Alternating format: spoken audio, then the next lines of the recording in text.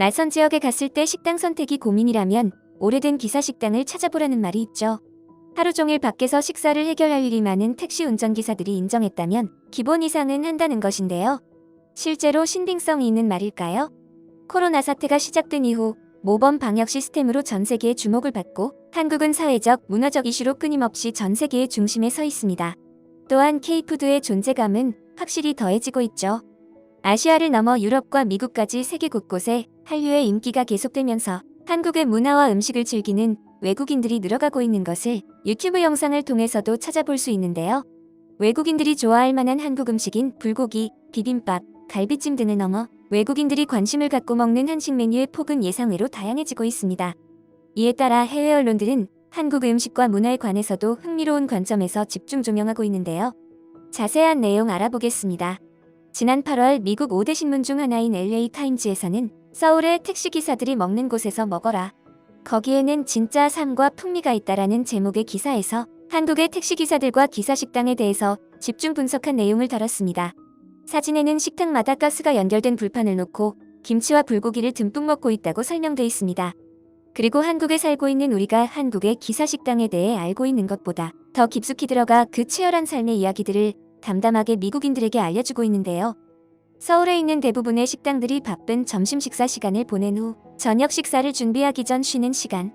직장인들은 퇴근을 꿈꾸지만 그 시간이 영원히 오지 않을 것만 같은 오후 4시가 되면 신인균 씨는 흰 쌀밥 한 그릇을 큰 그릇에 넣어 야채와 생참치를 넣고 새빨간 양념을 더해 골고루 비빈 후 크게 한 숟가락에 가득 채워 그 위에 오이, 김치를 얹어 입에 넣었습니다. 신 씨는 35년 동안 택시를 운전했고 이 소박한 순천 기사식당을 자주 찾고 있습니다. 이곳은 76세의 그가 운전을 마치고 늦은 점심 식사를 할 수 있는 식당입니다. 하루에 6-7시간 정도를 운행한 후 도시의 어디에서 운전이 마무리되느냐에 따라 식사 시간이 달라지기 때문에 이곳은 그가 때때로 늦어지는 점심을 마음 편히 먹을 수 있는 면 안 되는 장소 중 하나죠. 기사식당은 말 그대로 운전기사들을 위한 식당이며 1,000만 명의 잠재 고객이 있는 서울이라는 큰 도시에 7만 명의 택시 기사들이 즐겨 찾는 곳입니다. 가장 저렴하면서도 빠른 식사가 하루 종일 제공되는 기사식당을 찾는 고객들은 대부분 오랜 단골입니다. 그들은 이곳에 오면 단조로운 길 위의 삶에서 잠시 벗어나 휴식을 취할 수 있고 이 고독한 식당에서는 그 누구의 눈치도 볼 필요가 없습니다. 밥과 반찬이 무제한으로 리필되고 식후에 졸음이 몰려오는 것을 방지하기 위해 식당을 나갈 때 문 앞에는 인스턴트 커피가 무료로 채워지고 있습니다. 시간이 지나면서 기사식당은 마치 오스카상을 받은 영화 기생충의 주인공 가족들 같은 사람들에게도 $5라는 저렴한 비용으로 빠르고 배부른 식사를 할 수 있는 곳으로 알려지게 되었습니다. 서울의 기사식당은 LA의 타코트럭이 늘어서 있는 것과 비교할 수 있는데요. 만약 당신이 여기서 식사를 한다면 서울의 많은 관광명소의 네온 불빛과 반짝이는 고층 빌딩이 밀집된 곳에서 멀리 떨어진 담백한 맛을 느낄 수 있을 것입니다. 기사식당의 고객은 항상 차를 타고 있습니다. 그것은 식당이 마음에 안 들고 별로라면 언제든지 다음 장소로 운전해 갈 수 있다는 뜻이란 겁니다. 당신이 한국에 도착해서 만난 한국의 택시기사에게 어디서 식사를 하는지 물어보면 아마도 택시에서 내리는 순간까지 식당에 관한 긴 대화를 하게 될 것입니다. 그리고 그는 소문과 달리 과대평가된 기사식당과 전엔 좋았지만 주인이 바뀌면서 질이 떨어진 식당, 주택 재개발의 희생양이 된 식당들에 대한 이야기를 당신에게 들려줄 것입니다. 그리고 자신이 매일 방문하는 기사식당에 대해 당신에게 말해줄지도 모릅니다. LA타임즈 기자는 이 기사에서 기사식당의 음식양과 맛을 넘어 한국인의 인간적인 면까지 다루고 있는데요.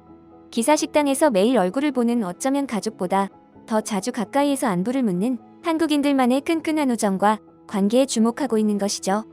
식당의 주인은 그에게 허리가 아프지 않은지, 당뇨를 앓고 있는 건강 상태는 괜찮은지, 또한 그들의 모든 생계를 망쳐버린 유행병에 대해 조바심을 내며 같이 고민하고 있습니다. 67세 서주원 씨가 순천 기사식당에서 가장 좋아하는 음식은 낙지덮밥입니다. 그는 12년 동안 택시를 운전해왔으며 보통의 경우 식당과 가까운 서울역 방향으로 하루를 시작합니다. 그와 같은 고향인 식당 주인이 만들어내는 친숙하고 편안한 맛을 발견한 이후 다른 곳에서는 거의 식사하지 않는다고 합니다. 1973년 두 자녀를 둔 24세의 미혼모였던 서금자 씨는 전남 순천의 이름을 딴 이 식당을 시작했습니다. 그녀가 처음 식당을 열었을 때 지붕에서는 비가 샜고 벽은 곧 무너질 것만 같은 단 7명의 손님만 받을 수 있었던 작은 식당이었죠. 수십 년 동안 그녀의 식당은 서울의 급속한 발전과 도시화와 함께 성장했습니다. 식당을 운영하던 초창기에는 비포장 도로를 달리느라 진흙범벅이 된 택시들이 많았고, 그녀는 택시 기사들을 손님으로 유치하기 위해 식당 밖에 간이 세차장을 제공했습니다. 순천 기사식당이 인기를 끌면서 인근의 다른 기사식당들이 늘어나기 시작했고 거리를 이루었죠. 이제 그녀는 71세가 되었고 식당은 원래 크기의 3배로 성장했지만 그녀는 여전히 대부분의 메뉴를 직접 요리하며 맛을 내고 있습니다. 가격은 모두 6에서 7달러로 7,000원 또는 8,000원이며 서울 택시의 기본 요금은 3,800원입니다. 그녀의 고객들은 노동시간이 긴 것에 비해 그 수입은 평균적인 한국인들에 비해 상대적으로 낮은 편입니다. 그래서 택시 운전을 직업으로 원하는 젊은 사람들이 점점 줄어들기 때문에 식당의 고객들은 갈수록 연령대가 올라가고 있습니다. 서울의 택시 운전사 10명 중 9명은 50세 이상입니다. 식당에서는 입맛에 따라 불고기, 생선구이와 찌개, 밥, 김치 등 전통적인 한국 가정식을 제공합니다.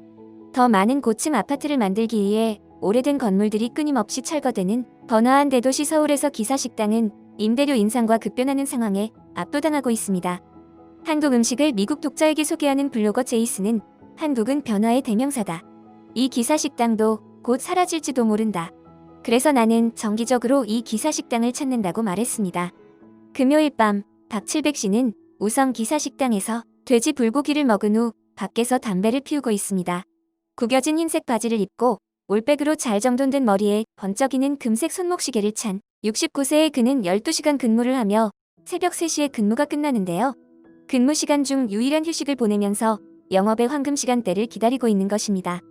금요일 밤에서 토요일로 넘어가면서 술 취한 사람들이 집으로 비틀거리며 돌아오는 영업의 황금 시간대가 오기 전 택시 운전사의 주간 대차 대조표를 작성하기 위한 휴식 시간입니다. 33년 전 공업용 염료를 파는 사업이 파산한 후 택시를 운전하기 시작한 박 씨는 내가 이곳을 오래 다녀서 꼭 집처럼 느껴진다면서 종종 쉬는 날에도 이곳에 식사하러 온다고 말합니다. 박 씨를 비롯한 다른 택시기사들은 올해 초 한국의 코로나가 절정에 달했을 때 빈 택시를 몰고 불안한 마음을 지닌 채 비어있는 거리를 배회했습니다. 68세 문공식 씨는 불확실한 이 시기에 호박, 콩, 은행이 올려진 따뜻한 돌솥밥 한 그릇과 뽕키한 냄새가 나는 발효된장인 청국장찌개가 유일한 위로가 되어 버텨낸다고 말합니다. 수십 년 동안 하루 최대 18시간 운전해온 문 씨는 일주일에 2~3번 이 기사식당에서 식사하고 있습니다. 71세 김영순 씨는 매일 새벽 3시 반에 일어나 김치와 불고기로 유명한 일신 기사식당 계산대에 앉습니다. 그녀 앞 탁자 위에는 동전들이 놓여 있고 선반 아래는 1,000원짜리 지폐 묶음들이 가득 채워져 있죠. 운전기사에게 기사식당은 단순히 끼니만 해결하는 곳이 아니기 때문에 운전기사가 잔돈을 바꾸기 위해 은행에 가는 번거로움을 덜어주기 위해 거스름 돈을 준비해둡니다. 그리고 식당 앞에는 잠시 앉아 담배나 커피를 나누면서 쉴 수 있는 벤치가 몇 개 놓여져 있습니다. 고객의 99%는 단골 손님이죠. 처음 문을 연 날부터 아직도 오는 손님들이 있어요. 그녀는 고객들이 식사를 하는 동안 주차 위반 단속에 걸리면 대신 벌금을 내주고 있습니다. 그들이 4만 원의 벌금을 내기 위해서는 몇 시간이나 추가로 운전해야 하기 때문입니다. 식당 밖에서 주차 단속 차량이 오는지 감시하고 있던 그녀의 아들은 그동안 그녀가 대신 내준 주차 위반 벌금이 최소 1억 원은 될 거라고 말합니다. 순천 출신 76세의 신 씨는 연말에 잠시 전화기를 꺼두는 것을 고민 중입니다. 그의 건강을 걱정하는 딸이 그에게 일을 그만두라고 애원하고 있기 때문입니다. 가난한 시골 가정에서 태어나 초등학교만 겨우 마친 그는 군대에 가서 운전을 배웠습니다. 제대 후 개인 운전사로 일한 다음 택시를 운전하면서 2아이를 키워 대학까지 보냈습니다. 당시에는 자동차가 너무 적어서 운전사가 되는 건 꽤 좋은 선택이었어요. 벤츠 캐딜락 내가 다 운전해봤죠. 그는 하루에 17시간에서 18시간을 운전했습니다. 길에서 더 많은 시간을 보낼수록 그의 가족에게 더 많은 돈이 가는 것을 의미했기 때문에 힘들더라도 집으로 돌아가기가 어려웠습니다. 그리고 수년에 걸쳐 그의 동료들은 뇌졸중과 과로로 세상을 떠났습니다. 요즘은 그래도 느긋해져서 오전 9시부터 오후 11시까지만 운전한다고 합니다. 그리고 늦은 점심을 먹기 위해 순천 기사식당에 도착해 주인과 정치 이야기를 하며 맛있는 식사를 합니다. 그리고 어김없이 인스턴트 커피를 음미하면서 휴식 시간을 보냅니다. 기사는 이렇게 끝을 맺고 있지만 깊은 여운을 남기고 있는데요.